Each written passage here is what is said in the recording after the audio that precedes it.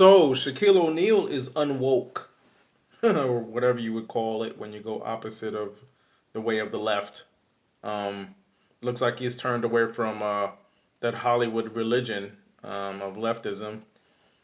I read a report today talking about how he was speaking in code, pretty much saying that he doesn't want to be part of the celebrity cult, so to speak. And we're seeing this now. I mean, Nicki Minaj just came out uh, last week or so, uh, pretty much denouncing the V word, and that's a no in Hollywood. All of them are pushing it. Uh, so there's something going on. People are pretty much waking up out of their slumber. I've said for a long time, Hollywood's not your friend, and particularly when it comes to uh, Black Hollywood. They spent a lot of money and resources trying to get people to believe uh, in identity politics. I think they spent an awful lot of money and resources getting people on that train, and a lot of people are down with it. They believe in it. They say, "Oh, if she's a woman," or "Oh, if they're gay," or "Oh, if they're black." Of course, what they want or what they're going to be asking for is going to be within my best interests. But to be honest with you, those within that faction on the left, once they know that you believe in it, all they have to do is get stooges. They can pay stooges that look just like you, and they pretend that whatever is your best interest, therefore it too, because of the skin color. But in reality, they taught you to be a racist. And when I say that, it's it's funny because even back in the 50s and the 40s and the 30s or whatever, I believe it was a lot of white people who weren't necessarily racist, but the left has controlled information, and they still are. They control like all the sources that we know or we're used to, we're accustomed to. They control all those sources of information. The V word, for example, uh, uh, the VAX word, that definition had been changed recently in the Merriam Webster dictionary. Actually, if you Google it or DuckDuckGo it, don't Google it. You'll see there's an article that talks about how they recently changed that the definition of the V word. So they've been doing these things for a long time. They've been doing these things for a very long time. They control the information. They move the goalposts whenever people are gaining. You start to gain a little pace on them. They begin to move the goalposts a little bit, and they kind of control the message by being hip and cool. It almost seems like everybody's trying to. The nerds in school are trying to keep up with the cool kids, and they're the cool kids. You know, it's like they paint this facade as if all the rich people are on the right or they're conservative. These rich white men, they sit around ho ho ho ho with the cigars and they got their feet up on the desk and all that. The richest people are on the left. They've been lying for decades. They've been lying for a very long time, and they've been painting a narrative because they control the media, they control television, and they pretty much got the African American community. I don't even say that word either. That's weird. The black community, they got us hooked on celebrity. I mean, ever since Jet and Ebony Magazine, they saw that when they made something and it was exclusively black, pew, like black people ran to it.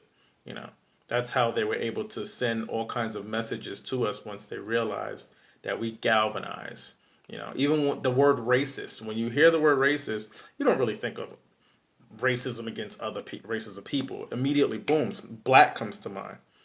Because we're kind of we're not the pioneers, but they used us to push that thing initially. And in reality, a lot of people are being discriminated against, but they created this thing with racism where whenever they create this thing, whether it be, you can call it homophobic or whatever, anti-Semitic, whatever, it begins, if they push it hard enough, it begins to create a mindset of entitlement. So you believe you deserve a certain amount of attention for whatever you're discriminated against. There's all kinds of other people. I mean, I've mentioned this before. You got albinos, you got little people, you got, Mexicans get discriminated against. We've heard of Asian people or Chinese people being in black neighborhoods who get picked on. Like, where do black people have this mentality where they feel we deserve all the attention when it comes to discrimination? We're just entitled to it. So that's something in and of itself that's always puzzled me a bit, because that mentality of I deserve that kind of gets to me. I remember back in the days when I was living in the Bronx. I remember having people I knew who used to do unscrupulous things, and they had that entitlement mentality too. In fact, some of the things they saw the people have, they felt it was theirs. That belongs to me. Why does that person have that?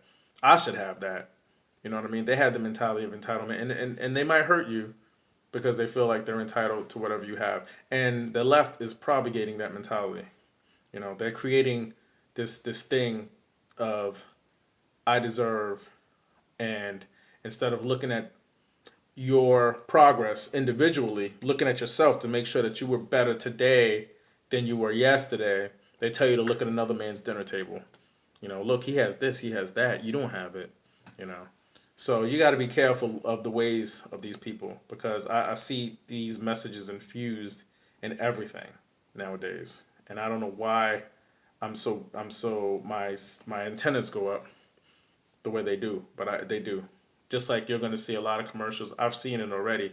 They keep telling you what you deserve. You deserve this better thing, or you deserve this, you deserve that. And you'll start hearing a lot of people saying that too. People don't really know what they deserve, and a lot of times they deserve way worse than what they're receiving.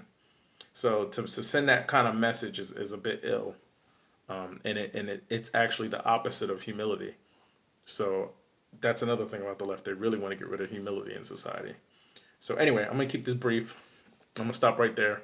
Again, there's a movement that I see that's becoming apparent, and I'm glad Shaq came out. I'm glad Nicki Minaj came out. I hope they're not, their celebrity or what have you, or their business isn't hurt too badly from this, because I think the left would like to make an example, but I think people like Shaq and Nicki Minaj are perhaps too big.